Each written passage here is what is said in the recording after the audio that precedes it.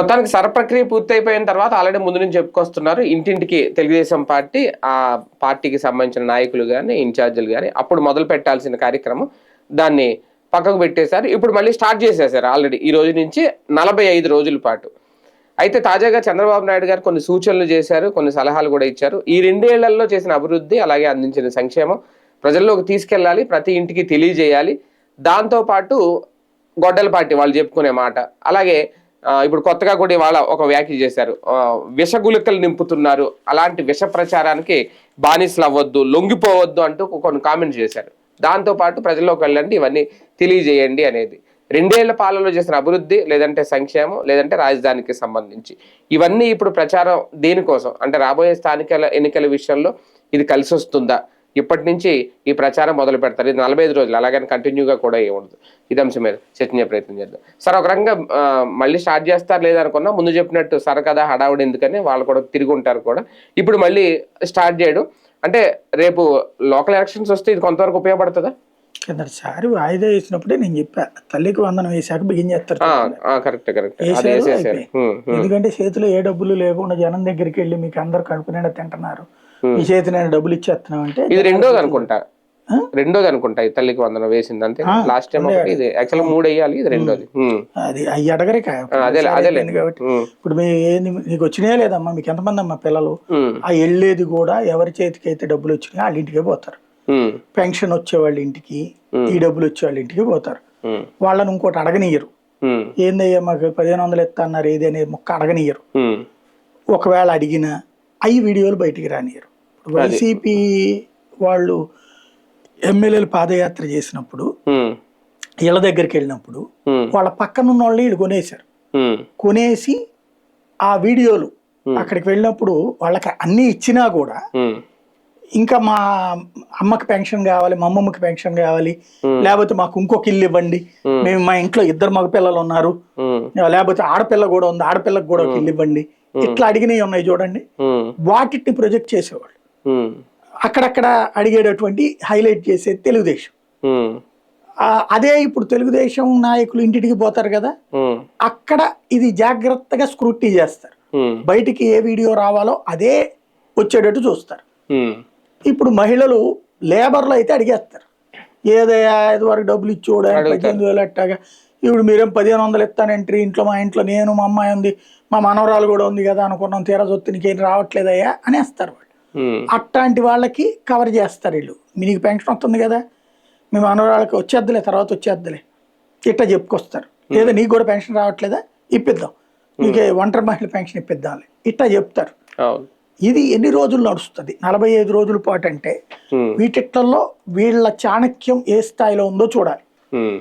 Public అన్ని ఇచ్చినా కూడా జగన్ ఇల్లు ఇచ్చి, చేయూత ఇచ్చి, బీసీ నేస్తం ఇచ్చి, కాపు నేస్తం ఇచ్చి, ఆరోగ్యశ్రీ ఇచ్చి, రైతులకు ఇచ్చిన డబ్బులు ఇవన్నీ ఇచ్చామని చెప్పి ఒక పేపర్ అంత చేసినా కూడా ఏయో ఒకటి అడిగినప్పుడు ఇక్కడ పెన్షన్లే 2 ఏళ్ల నుంచి కొత్తవి లేవు, 50 ఏళ్ల పెన్షన్ అసలే ఊసెత్తట్లేదు, నిరుద్యోగ భృతి లేదు, ప్రతి మహిళకి 1500 లేదు, దీపం పథకంలోనేమో ఇప్పటికీ 2 ఏళ్ల నుంచి అంటే గనక 6 బండలు రావాలి. కానీ ప్రాక్టికల్ గా అంటే నేనే డైరెక్ట్ గా విన్నాను, దీనికి ఎవరో సాక్ష్యం కూడా అవసరం లేదు. కొంతమంది లోకల్ నాయకులు, టీడీపీ లీడర్లే వాళ్ళే ఓపెన్ గా చెప్తున్నారు, ఈ 2 ఏళ్లలో కనీసం మా గ్రామంలో, మా మండలంలో మేము ఒక పింఛన్ కూడా ఇప్పించుకోలేని పరిస్థితిలో మేము ఉన్నామండి అని చెప్తున్నారు వాళ్ళు. ఇప్పుడు ఇలాంటి ఇంటింటికి వెళ్ళడానికి అలాంటి వాళ్ళు జంకుతున్నారు. ఏంటి పరిస్థితి? పార్టీకి అది నష్టం కాదా? పార్టీ అభిమానులైన వాళ్ళ కార్యకర్తల దగ్గరికి ఎక్కువ వెళ్తారు, అందరి దగ్గరికి పోరీ. అంటే అసలు పింఛన్ అనేది ఇవ్వలేదంటే ఎవరికి కొత్త ఇచ్చుకోలేకపోయారు. నేను చెప్పాను కదా, ఫస్టే చెప్తున్నాను అది. ఇప్పుడు బాబు గారు ఎప్పుడు లాస్ట్ ఇయర్ ఇస్తాడు 6 నెలల ముందు పెన్షన్.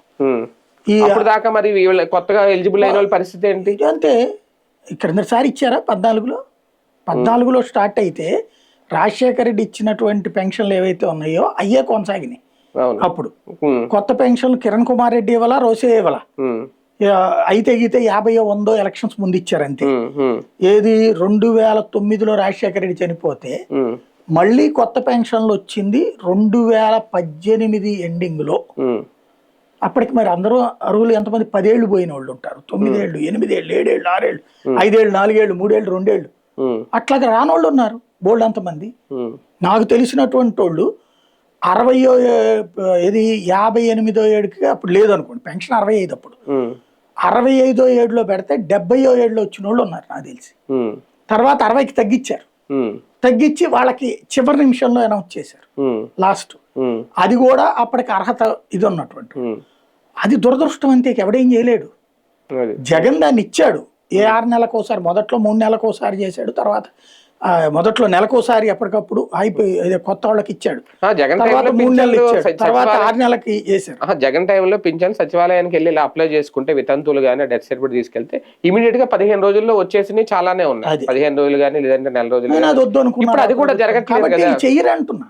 వీళ్ళకంతా కూడా ఇప్పుడు జగన్ టైంలో, బాబు టైంలో 45 లక్షలేమో ఉండే పింఛన్లు 2019 ముందు. జగన్ టైంలో అది 67 లక్షలైనాయి. ఇప్పుడు ప్లస్ ఆ వికలాంగులకు కూడా పెరిగిపోయినాయి భారీగా. అయ్యాక తగ్గించుకొచ్చారు వీళ్ళు అనర్హులు అని చెప్పి.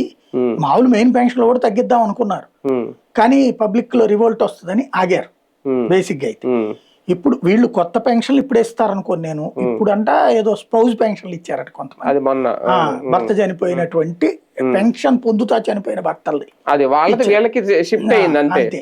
అది వరకు ఇచ్చారు. అది వితంతు పింఛన్ లోకి రాదు కదా, అది వితంతు పింఛన్ అంటే కొత్తగా ఇవ్వాలి పింఛన్. వితంతు పింఛన్ కాదు, ఏజ్ కాబట్టి అది. అసలు వితంతు పింఛన్ గానీ, వికలాంగుల పెన్షన్ గానీ, వృద్ధా పింఛన్ గానీ కొత్త ఏమీ పట్ల లేవు. ఇవన్నీ అడిగితే కూడా ఎమ్మెల్యేలు చంద్రబాబు గారు చెప్తారు లాగండి అంటున్నారు.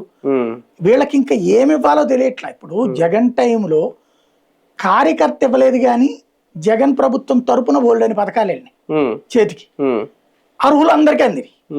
ఇప్పుడు అర్హులే కానీ అందదు, పథకమే ఉండదు, ఎవరిని అడగాలో కూడా తెలియదు. అడిగితే గనక దబాయిస్తారు, లేదా కనుక్కుందామమ్మా అంటారు.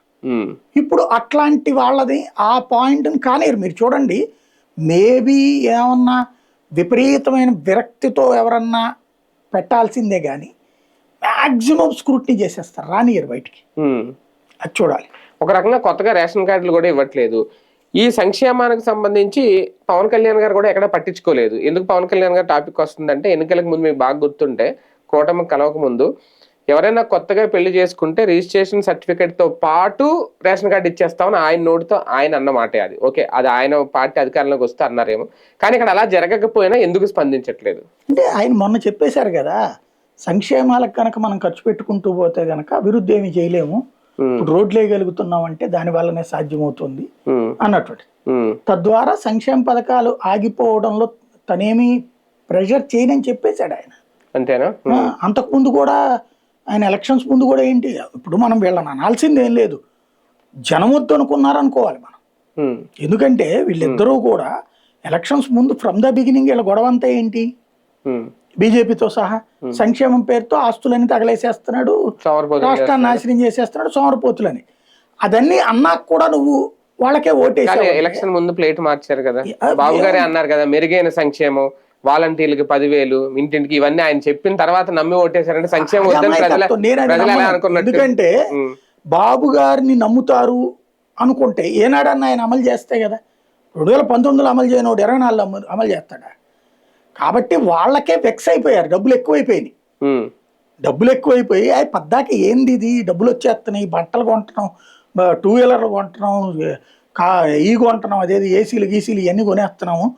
ఇట్లా డబ్బులు అయిపోతే మనం నిజంగా సోమరిపోతులు అవుతాం. బాబు గారు చెప్పినట్టు, పవన్ కళ్యాణ్ గారు చెప్పినట్టు మనకి డబ్బులు ఉండకూడదు, మనం కష్టపడ్డ సంపాదనతోనే బతకాలి, ఏదో అవసరమైన వాళ్ళు వరకు డబ్బులు ఇస్తే సరిపోతుంది అని వాళ్ళు ఫీల్ అయ్యారు.